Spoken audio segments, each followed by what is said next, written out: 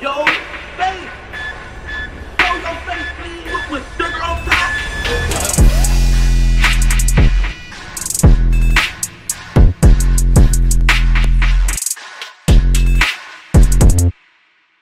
Hey, what's up, y'all? Y'all know my slogan. I don't know it all,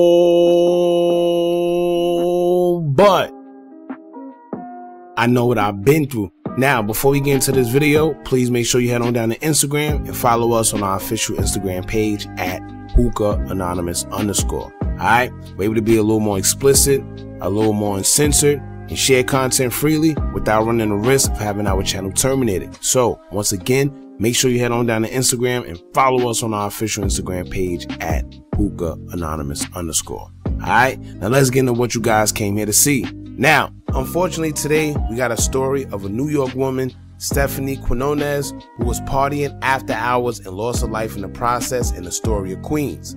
Aside from her being in an illegal after-hour lounge, and maybe her death could have been prevented if someone just had enough decency in their hearts to help her, but instead, everyone continued partying and dragged her body in a room by herself, leaving her to suffer alone after collapsing. Partygoers would then leave when the cops was called to the lounge because no one wanted to get in trouble for operating the illegal after-hour spot. Therefore, there's no real details explaining what happened to Stephanie.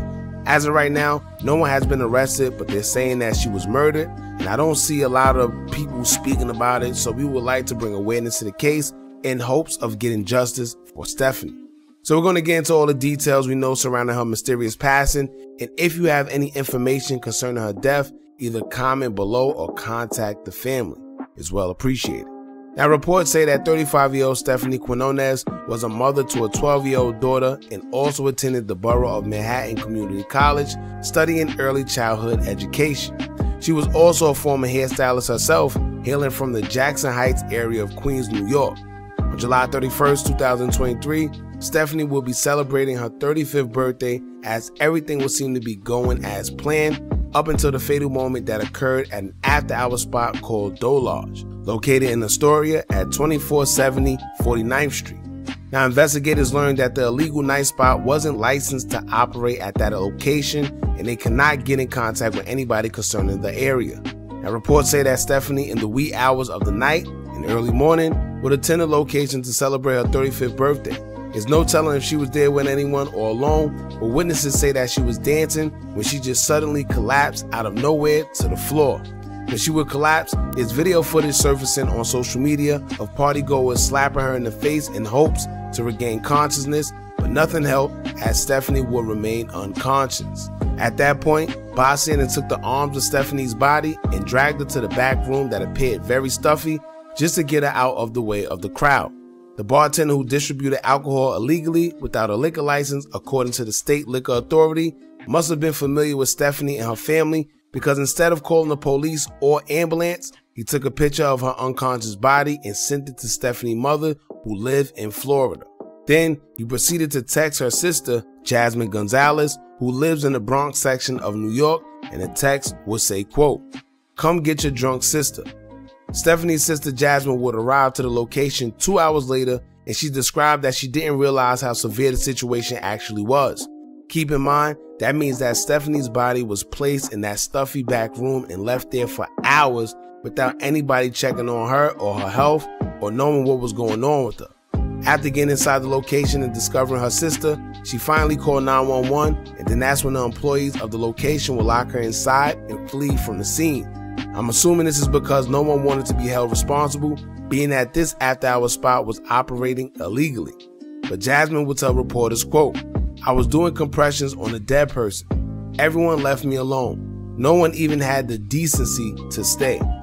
She would step outside to hail down the approaching ambulance, then went back inside to her sister.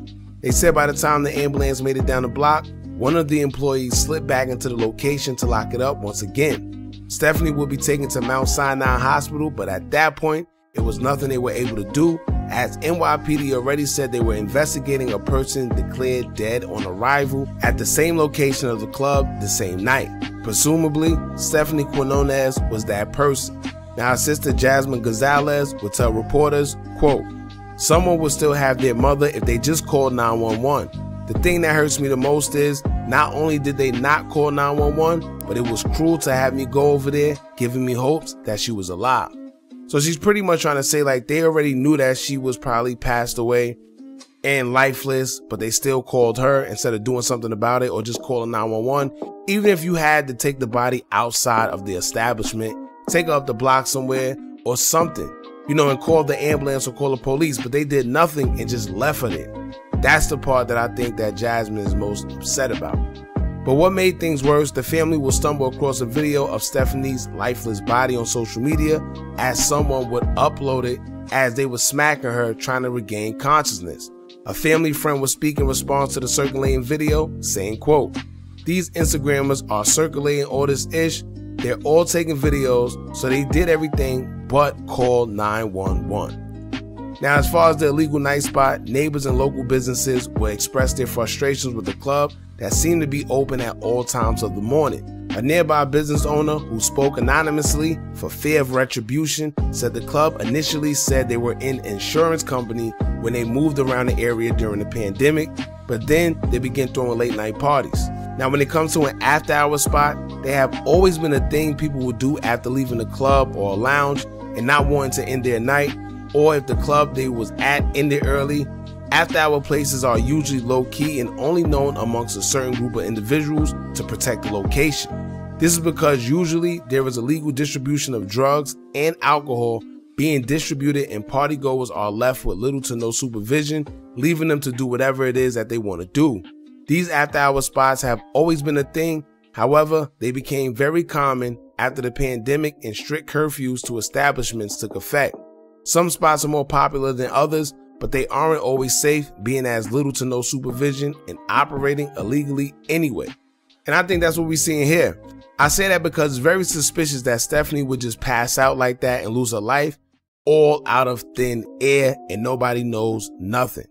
Yes, it could have been due to too much alcohol consumption, and I'm sure that's probably the first initial thought that everybody's thinking. However, I think it's a little more to the story. And after hour spots is popular for people to spike the liquor with any type of drug, trying to increase the fun, so they say. And if you're a woman, you really have to be aware, because if you accept a drink from the wrong person, that could possibly be your last.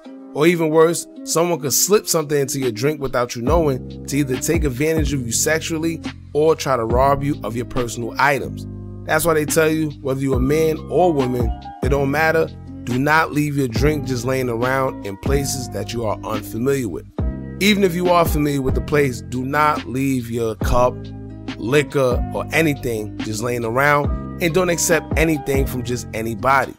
Either way you have it, no one's going to admit that they may have gave her a drug or anything that could have caused her death, because now they'll be charged with the case.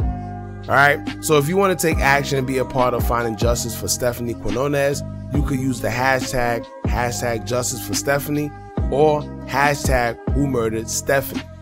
As for now, y'all jump in the comments and put a RIP for Stephanie QUINONES. My condolences go out to her family, and I hope that the video spreads awareness, and I hope they get some type of justice.